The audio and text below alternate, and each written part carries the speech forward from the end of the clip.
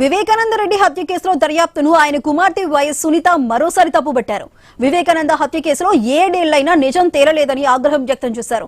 విచారణలో ఏదో లోపం జరుగుతోందని అనుమానం వ్యక్తం చేశారు. లోపాలు ఎక్కడున్నాయో కోర్టుకు చెప్పామని, కోర్టు ఒక కోణంలోనే విచారణ చేయాలని చెప్పినట్లు వెల్లడించారు.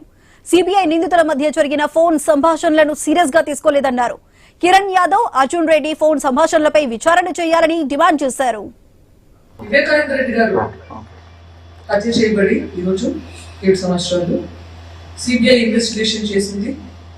8 మందిని అక్యూజ్డ్ గా నిర్ధారించింది. అదంతా మనకు తెలిసిందే.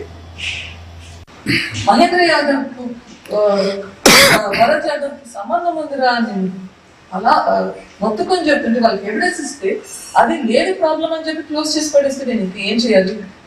సేమ్ థింగ్ అర్జున్ రెడ్డికి ఎందుకు మెసేజ్ పంపించాడు అంటే సోషల్ మీడియా కాంటాక్ట్స్. ఇంకా ఎవరు నాకు సోషల్ మీడియా కాంటాక్ట్స్ ఒక్కడేనా?